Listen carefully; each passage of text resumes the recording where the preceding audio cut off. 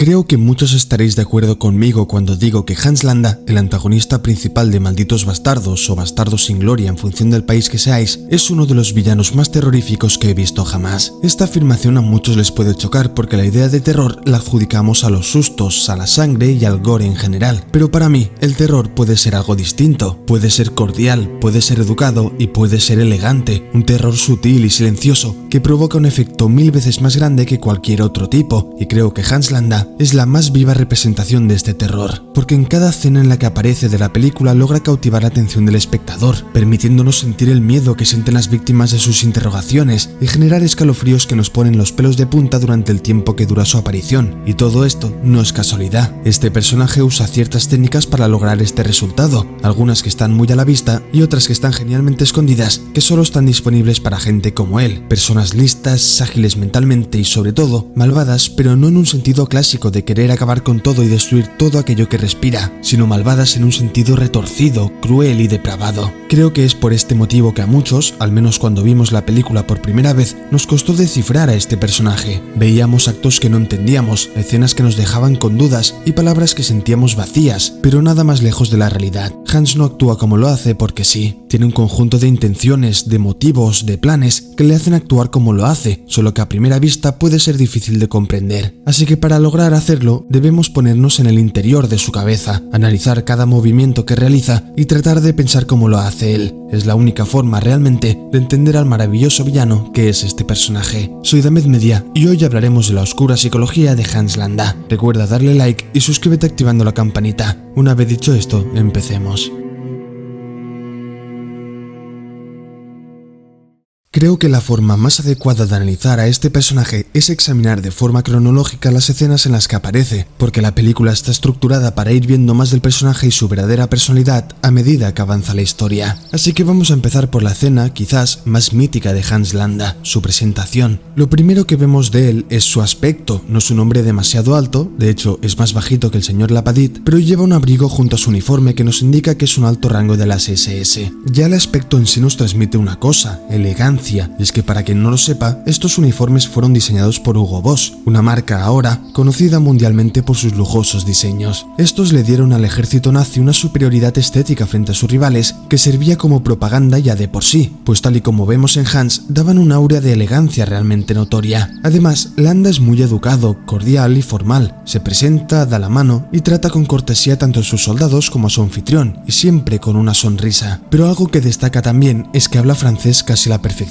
además del inglés, el alemán puesto que debe ser el nativo, y siendo austriaco, quién sabe si alguna más, por lo que ya podemos ver que es alguien tanto muy listo como culto. Hasta ahora podría ser un alemán cualquiera, quizás no por el tema de que sea tan sonriente y simpático, pero sí por los estereotipos que asociamos a los que vienen de esa tierra. Unos estereotipos que te alegran que existan cuando te fabrican el coche que conduces, pero no tanto cuando usan esas cualidades para asesinar a millones de personas, en fin. Hans entra en la casa y saluda a las hijas del señor Lapadit, aunque se dirige a la hija rubia, a quien le besa la mano y la complementa junto a sus hermanas. Viniendo de un nazi, uno podría pensar que es porque admira que siendo francesa tenga este look tan ario de ojos azules y pelo rubio. Al fin y al cabo, no sería algo extraño dada su retorcida ideología. Luego, cuando le ofrecen bebida, se niega diciendo que prefiere leche, quizás porque no le interesa tomar alcohol mientras trabaja. Y a posteriori le pide a su anfitrión, con sus modales impecables, que le permita hablar en privado, echando a sus hijas de la casa, y cambia al inglés porque dice estar cansado de hablar en francés, ya que está haciendo un esfuerzo enorme teniendo en cuenta que no es su primera lengua. Bueno, entendible, pero luego el tono de la conversación cambia, porque Hans empieza a hablar de la reputación que tiene y del mote no oficial que ha recibido, mata judíos, y saca los papeles para continuar con su recientemente empezada investigación, pues busca a la última familia de judíos que vivían por la zona que no ha sido registrada como aniquilada, aunque pronto Tarantino nos hace saber que se encuentran escondidos bajo el suelo. Aquí es cuando empieza a hablar de la diferencia entre los halcones, refiriéndose a los alemanes, y las ratas, los judíos, y la tensión va aumentando exponencialmente, porque además vemos lo que hace especial a Hans y lo que lo hace tan buen coronel de las SS. Sabe pensar como lo hacen los judíos y deja caer que él busca donde los demás no lo hacen. Y a continuación, Hans deja ver, por fin, lo que conoce, con un pequeño detalle, la pipa. El señor Lapadit también fumaba pipa, pero el coronel Landa saca una más grande y la enciende, sirviendo como power move o movimiento de poder para denotar que aquí manda él. Además, recuerda la pipa de Sherlock Holmes que fuma tras resolver un caso, alardeando hablando de sus virtudes de deducción, y es que Hans también ha resuelto su respectivo caso. Sabe que en esa casa se esconden enemigos del Estado, y cuando el señor Lapadit empieza a romper su coartada, aguantándose las lágrimas tras la presión que le ejerce su investigador, Hans cambia la cara y pasa de una leve sonrisa a una rabia absoluta, pues acaba de atender a su confesión. Pero en vez de ir directamente a por ellos, Hans le exige a su huésped que le hable en francés otra vez para hacer ver que no ocurre nada y dejar entrar a sus soldados para que acaben con ellos. Aunque hay una chica que se escapa y teniendo la posibilidad de dispararla, la deja ir con un au revoir Shoshana, lo cual significa hasta pronto. Ahora vuelvo a comentar esto porque me parece súper importante, pero volvamos atrás. Realmente lo que se percibe es que Hans está haciendo una investigación y cuyo interrogatorio empieza cuando le pide el señor Lapadette hablar en privado, pero en verdad empieza mucho antes, porque Hans es una persona muy observadora y desde el primer minuto ya empieza a analizar su entorno. Lo que decía que se fija en la hija pequeña porque es muy aria, bien, no creo que sea realmente por eso. Es la que se ve más nerviosa de todas y de hecho hasta mira al suelo antes de intercambiar miradas con su padre, dejando saber a Hans que sabe que esconden algo bajo el suelo. Y una vez va hacia ella y le besa la mano, fijaros que le pone el dedo en la muñeca para comprobar el pulso, de forma que sepa cómo de nerviosa está. De hecho, lo hace también con otra hermana cuando le pide que le sirva leche, pues entiende que si no tuvieran nada que esconder, estarían menos nerviosas de lo que demuestran. Pero algo que hace es que se fija en todos los detalles, agarra la mano un segundo más de lo normal, las mira a los ojos un segundo más de lo normal, los observa a todos por igual más de lo normal, lo cual nos deja saber que la investigación empieza desde que se baja del coche, aunque su objetivo no es alertarlos, todo lo contrario, y por eso trata de pasar desapercibido. Por ejemplo, pide leche probablemente para parecer inocente, aunque sí que es cierto que hay gente que lo atribuye a una metáfora de la maldad y demás, y puede ser, pero para mí parece que está tratando que los demás bajen la guardia. Pero gracias a esto surge una duda, ¿por qué entonces no va directamente a matar a los judíos escondidos de primeras si la hija pequeña, sin querer, ya le revela dónde se encuentran? ¿Y por qué si, tal y como explica cuando habla de halcones y ratas, sabe incluso antes de llegar que los ha escondido bajo el suelo, por qué no hace la inspección directamente nada más llegar? Bien, aquí está la gracia del personaje y lo que nos resume quién es Hans Landa. Este villano disfruta de crear terror,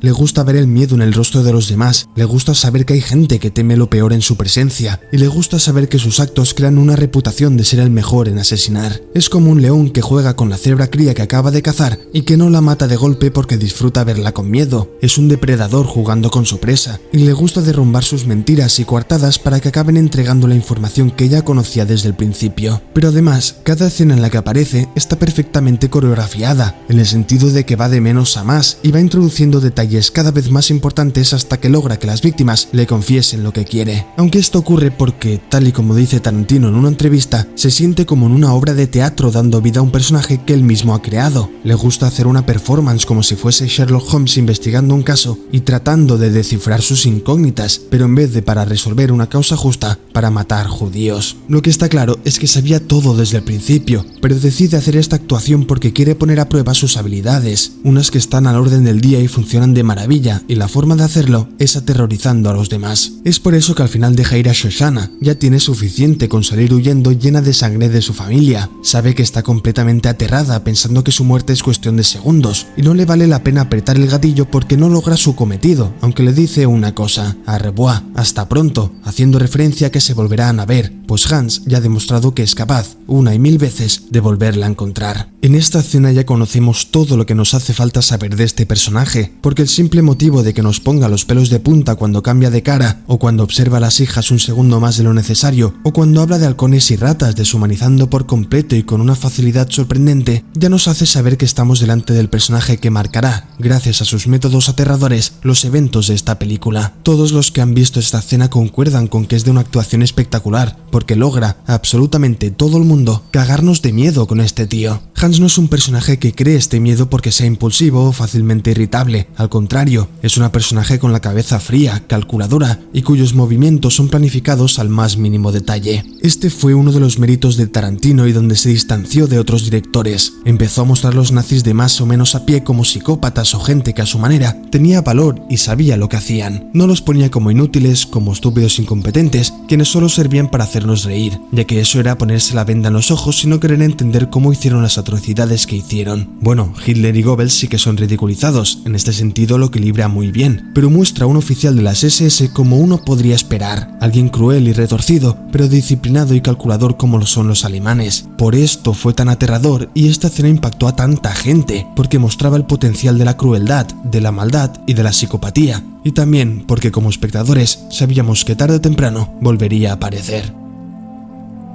La película continúa mostrando la nueva vida de Shoshana, se llama Emanuel y maneja un cine que en principio ha heredado de su tía, y es atosigada por Frederick, el protagonista de una película propagandística alemana que narra los eventos reales que su propia persona vivió y por los que fue catalogado como héroe de guerra. Shoshana no quiere saber absolutamente nada de él, debe ser cortés porque es una francesa en un París ocupado por los nazis, pero le es difícil esconder su rencor a los invasores, aunque esto no impide que siga tratando de conquistarla. Es entonces cuando acaba en una comida con Goebbels y Frederick, y tras perder el tiempo tras escuchar el conjunto de tonterías que dicen continuamente, llega alguien inesperado, el coronel Landa. En primer lugar, tengo que decir que su aparición me vino completamente por sorpresa, ya me había olvidado de su trama, y estaba completamente inmerso en la historia de estos dos nuevos personajes, y por eso, cuando Goebbels nombra su apellido con alegría y empieza a sonar esa música, me impacta, y otra vez se me ponen los pelos de punta. Lo primero que hace Hans es evitar que Shoshana se vaya, y mira que tiene impedimentos para quedarse a solas con ella, porque Frederick cuestiona a Hans preguntándole por qué quiere tener esa conversación. Hans se sale con la suya fácilmente puesto que es muy listo, y logra, finalmente, quedarse a solas con ella, que por cierto, fijaros cómo a pesar del odio que tiene Shoshana hacia Frederick, cuando él y Hans tienen este pequeño intercambio de palabras, ella lo mira como pidiendo que la salve, es decir, ha pasado todo el rato evitándolo y hablándolo mal porque lo odia, pero le pide ayuda sutilmente porque el terror que causa Hans es absolutamente mayor al de cualquier otro. Bien, lo primero que hace Hans es preguntarle si ha probado el strudel y seguidamente, cuando viene el camarero, ordena dos, uno para él y otro para ella, y luego le pide un vaso de leche. Este último acto denota una cosa: Hans ha reconocido a Shoshana. Sé que hay muchísimo debate sobre si realmente la reconoció o no, si le interroga ordenando un vaso de leche o si simplemente tiene este tipo de trato relativamente hostil con todos los desconocidos. Este no es un vídeo donde se debata eso, pero mi opinión es que sí la reconoce. Para empezar, Hans tiene un especial control con los judíos, ya lo vimos cuando saca los papeles en la primera escena y más adelante, cuando está examinando los cadáveres de los bastardos, enseguida es capaz de nombrarlos a todos solo con ver sus caras, ya que tiene buena memoria y se fija especialmente en esas cosas. Además, cuando le da un vaso de leche, lo hace para hacerle saber que la reconoce, porque cuando la pidió en casa del señor Lapadit, lo hizo para parecer inocente e inofensivo y no porque realmente sea su bebida favorita. Pero lo que denota realmente que sí la conoce es porque vuelve a la dinámica típica suya de torturar mentalmente a sus víctimas, y esto lo hace, primero de todo, con el strudel. Este postre de origen austríaco parece ser un simple postre, pero Hans lo ordena porque, debido a los tiempos de guerra y la falta de suministro que eso conllevaba, se empezó a hacer con manteca de cerdo, lo cual está prohibido en la religión judía por no ser kosher, y Hans, gracias a su ansia de cultura, conoce este detalle y lo usa contra ella. Es entonces cuando procede a interrogarla alegremente sobre cómo conoció a Frederick, diciéndole que esta conversación no es una interrogación sino una simple formalidad, y cuando Shoshana trata de empezar a comer,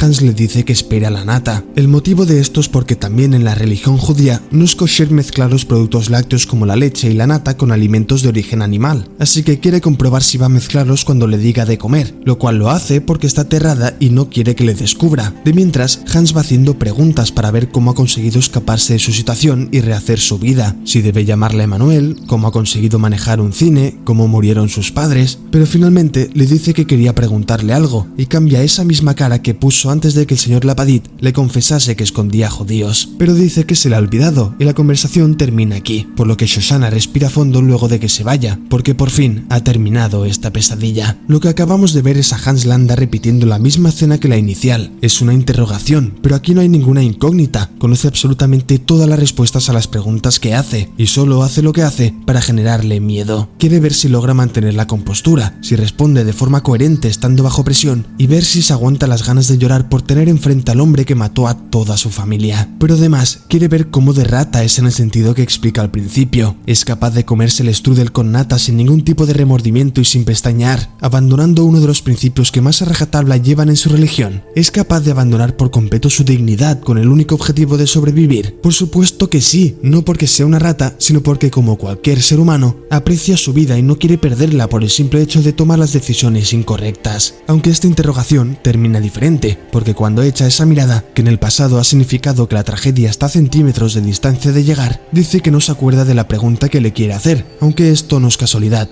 Hans ha decidido perdonarle la vida. La historia tiene lugar en 1944, poco tiempo antes de que termine la guerra, y siendo Landa un personaje muy inteligente y observador, se está dando cuenta que el Tercer Reich está más cerca de su final de lo que parece. Ha comprobado de primera mano que sus líderes son unos incompetentes cuyo ego les impide ver la realidad, y por eso es que ha tomado la decisión de abandonar el barco. Bien, Hans Landa es primero de todo un oportunista, quiere colocarse en el bando ganador siempre que puede, porque no quiere pillarse los dedos apoyando una causa perdida, ya que quiere seguir manteniendo su integridad. Es un superviviente, pero no como Shoshana, que sobrevive para tratar de hacer su vida en paz y hacer el bien en la medida que puede, sino todo lo contrario, para poder causar todo el daño posible. Es un psicópata, un ser malvado que solo quiere hacer sufrir a las demás personas, y para hacerlo debe estar siempre en el lugar adecuado donde su salud no peligre, y así poder seguir haciendo lo que hace. Entonces, si no le revela a Shoshana que la conoce y decide no matarla a pesar de haberle dicho anteriormente que se volverían a ver, es porque ve que matarla puede suponer una ruptura de sus planes, ya no solo porque debe salir de su camino para asesinarla y demás, sino porque sabe que ella tiene en su poder la posibilidad de terminar la guerra gracias al plan que sospecha que está idealizando para matar a los dirigentes nazis. La guerra está a punto de finalizar, él lo sabe, y el hecho de no tocar a Shoshana y permitirle actuar significa que tiene el control sobre lo que puede hacer a continuación para salvarse. Ojo, con esto no digo que no tuviese unas ganas enormes de torturarla o de matarla, sin duda. Hans es un asesino despiadado que en otras circunstancias apretaría el gatillo sin pestañear, pero su prioridad ahora mismo está en salvarse. De hecho, al final, cuando apaga su cigarro en el strudel, ambos sin acabar, lo cual vemos en un intencionado plano cercano, está diciendo una cosa: esta conversación, al igual que el póster y el cigarro, se ha quedado a medias. Ha decidido dejarla escapar de forma consciente y voluntaria, pero indica que gracias a que la cabeza de Hans está ahora en otra parte, logra salvarse de su aparentemente inevitable destino.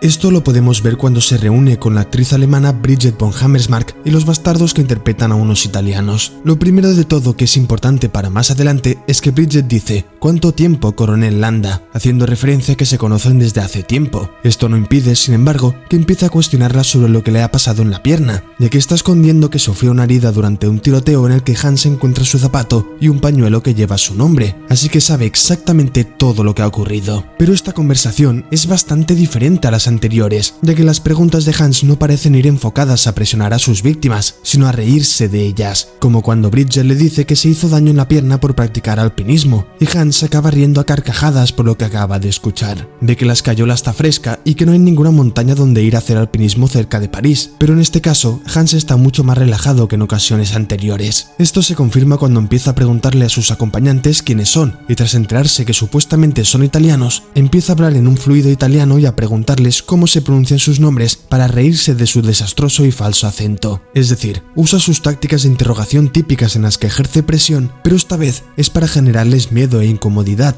pero como ahora tienen los intereses alineados, siendo acabar con los espectadores de la película, parece no tener ningún interés de matarlos sino en reírse de ellos. Supongo que le causa especial gracia ver a los americanos como Aldo el Apache tener esa cara de estadounidense integral y los otros dos gesticulando de forma exagerada como si fuesen dos napolitanos, pero con la actriz ocurre algo distinto, porque al conocerse anteriormente, su desenlace es diferente, tal y como podemos ver en otra escena. Hans la lleva a una habitación aparte y le pide que ponga el pie en su regazo. Una vez allí, le quita el zapato con la característica cordialidad y educación que tiene, y le pide que coja lo que se encuentra en el bolsillo de su abrigo que previamente ha colocado en la silla donde se ha sentado ella. Ella pronto se da cuenta que lo que hay en el interior del bolsillo es el zapato perdido que llevaba en la reunión con los bastardos que terminó en un tiroteo, pero aún así no le queda otra que dárselo. Así que Hans se lo coloca y efectivamente encaja a la perfección. Esto es otra vez más lo que hemos visto de Hans hasta ahora, una interrogación donde no hay ninguna incógnita que resolver y donde lo único que quiere es hacer sufrir a su víctima. Lo de poner el zapato en el bolsillo del abrigo y pedirle que lo saque, y lo de colocárselo para comprobar si encaja como si fuera la Cenicienta, es otra prueba más de que se cree que está en una obra de teatro. Ha estructurado la sala y la reunión colocando el abrigo de forma estratégica para crear una escena que vaya de menos a más y por consecuencia que la llene de terror gradualmente. Sin embargo, al terminar esta interrogación ocurre algo inesperado, y es que Hans, con una furia y una rabia que no habíamos visto hasta ahora, la asesina con sus propias manos. Esto no es común en él, siempre mandaba a alguien para que no se ensuciase las manos, pero este ataque parece que se lo ha tomado personal. Realmente no estoy seguro por qué lo hace, porque va en contra del personaje que ha construido durante toda la película, pero creo que si actúa distinto es porque la situación es distinta, me explico. Primero de todo, Hans y Bridget se conocen desde hace tiempo, hablan de que hacía tiempo que no se veían, y parece que tenían una relación que aunque distante y poco profunda, ya es notoria. Entonces, cuando la mata, parece que tiene un rencor en su interior bastante profundo, uno que quizás se remolca años atrás, pero creo que es más bien por el hecho de que sea un espía que ha actuado en contra de sus intereses, recordemos los intereses de Landa y no del régimen nazi, que son cosas distintas, lo que le hace sentir traicionado y por eso saca esa furia. Además, ella es alemana, por lo que la considera aliada, así que su colaboración con los enemigos puede haber despertado algún malestar en él. También cabe la posibilidad de que sienta que su mala excusa de cómo se rompió el pie haciendo alpinismo sea una ofensa a su inteligencia y a su orgullo, pues el simple hecho de que haya pensado que le podría colar tal chorrada lo considera un insulto ya de por sí. Pero mi teoría final es que la mata de esta forma porque es su último asesinato y lo sabe. Como ya hemos visto antes con la escena del strudel, y como veremos más adelante en la escena siguiente,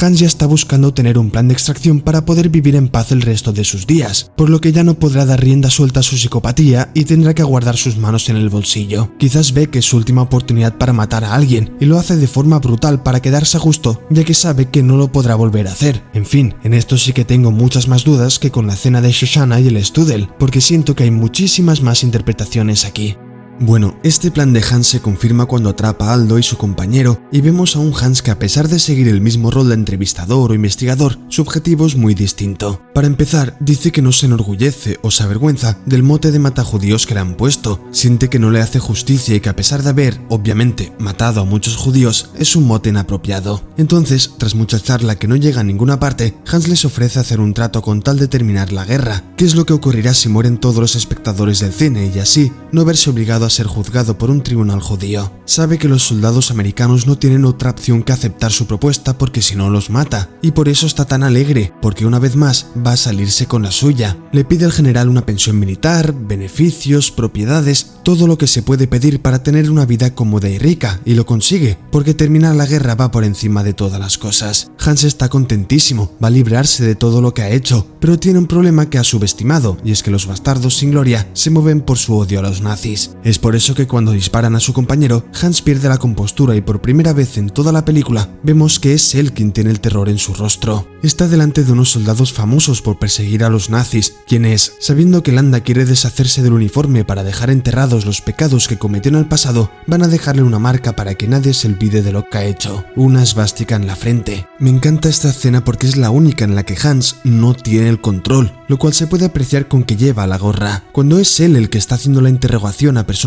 más débiles, se saca la gorra del uniforme porque se siente cómodo. Es él quien manda y todos bailan a su ritmo, así que puede relajarse y no temer por nada. Sin embargo, aquí no ocurre eso, porque ha subestimado a los demás y se ha sobreestimado a sí mismo. Pensando que ya había ganado esta batalla, baja la guardia y cae en el momento más estúpido y cuando más cerca tenía de tocar la victoria. Y es extraño, para muchos, que su final sea este, porque pensamos que por su inteligencia, su gran capacidad de planificación y su habilidad de leer a los demás, jamás va a ser vencido, o al menos no de esta forma tan estúpida. Pero hay que entender que Hans no falla porque sea más tonto de lo que nos pensamos, sino porque su ego le juega una mala pasada. En ese momento es arrogante, está feliz y sonriente por haber logrado su última y más importante victoria, y en general, estas emociones se apoderan de él y le impiden ver que es más vulnerable que nunca, vulnerabilidad que alguien avispado como Aldo aprovechará para hacerle pagar por lo que ha hecho. Al fin y al cabo, no se puede entender a Hans sin la importancia que tiene su ego en su persona, esas performances que hace en cada interrogación cuando ya sabe las incógnitas que supuestamente busca, y la forma en la que parece que se inventa un personaje en cada encuentro, es porque se da mucha importancia a sí mismo y cualquier emoción provocada en sus víctimas por sus actos le da satisfacción. Pero tal y como he explicado alguna vez, estas emociones provocadas por su ego logran eclipsar la inteligencia que le caracteriza y logran conseguir justo lo que Hans no quería y que buscaba evitar desde la segunda escena en la que aparece: afrontar las consecuencias de sus actos.